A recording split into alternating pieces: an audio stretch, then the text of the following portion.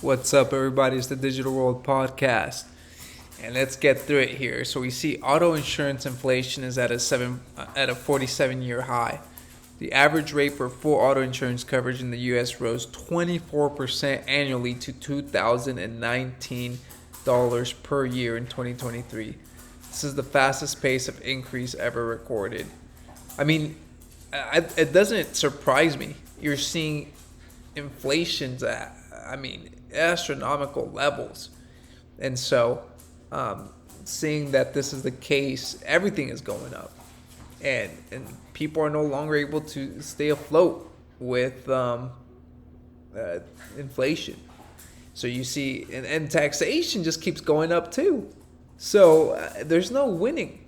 There's absolutely no winning. And it seems like there's no end to it. And so you got to ask yourself, to what point, do people put up with this before they say enough is enough? See, situation in the Suez and Red Sea is worsening and not improving. Goods inflation upcoming during the spring with an increasing likelihood. So you see the mean value of vessels going south is greater than north and vice versa. You see it has just plummeted here, heading into January of 2024. So all this is, you can call it coordinated, you can call it whatever, but it's definitely concerning. And I actually, let's see here, as I'm trying to go through these, we'll get there. Recessions historically begin near stock market peaks. Since the 1920s, the first month of recession typically lands within 8.5% in 5 months of the cycle high. Since 1980, that distance has shortened to just 3 months. So usually when you hit new all-time highs, that's an indication that we're about to enter a recession. So it says historically the S&P 500 always hits a new all-time high at peak rates before a recession. And here you're seeing that be the case. So it had fresh all-time highs here at peak rates, and then they start cutting, and that's when the fun is over. So we're seeing fresh highs, and so now you're kind of, this is cause for concern, considering that we're about to enter a recession. So it's very important to have your, sorry for the background noise, my dogs are playing with each other. Okay, current inflationary cycle might be following the 1960s. Back then, inflation surged in waves, each one being progressively larger, led to a lot of market volatility. So this is the chart that I'll keep showing you here, that it's very similar to the 1960s to the 80s, where you have, that small little wave of inflation, right?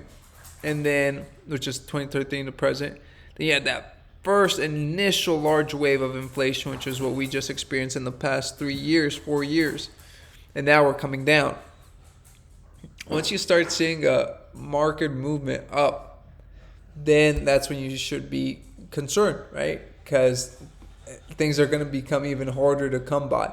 And what the difference, though, back then is they had new supply coming on board, which I don't know how they would come up with anything now. They had a bunch of oil that came on that helped lower these prices. Recession. Sports Illustrated hit me with massive layoffs, union says on Friday. On Friday, the storied publication Sports Illustrated began laying off staffers en masse as the outlets union warned that possibly all of its guild represented staffers could be affected.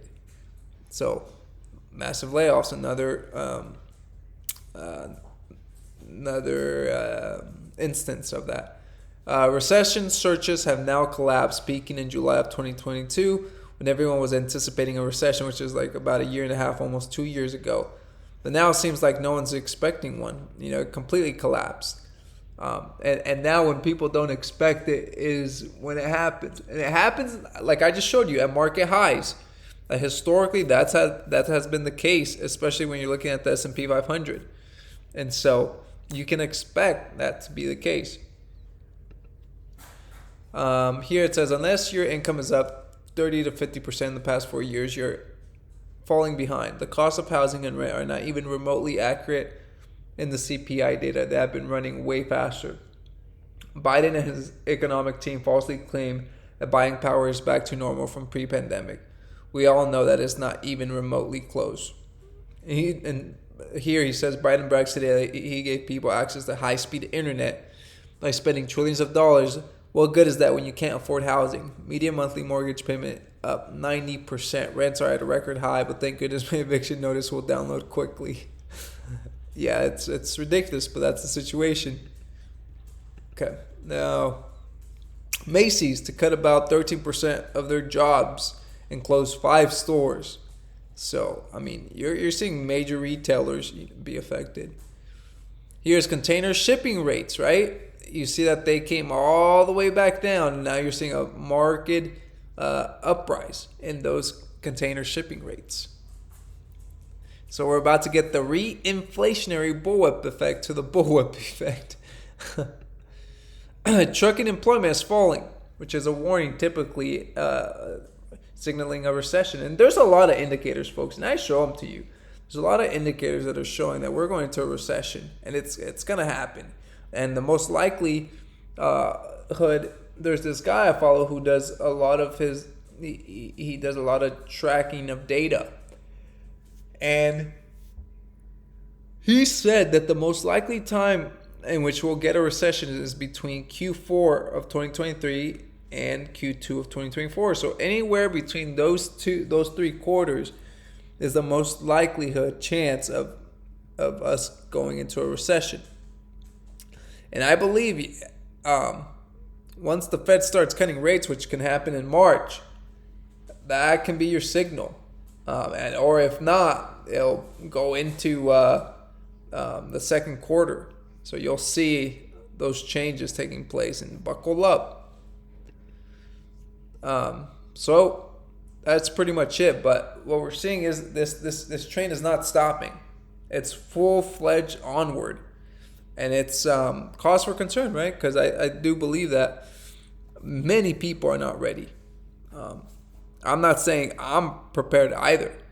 I know that it's coming, but you do the best that you can one day at a time. And that's the best that you can do. And so, with that being said, share this with other people. Make them aware, because what's coming is coming soon. And the markets are telling you that they anticipate something to come. So thank you for watching.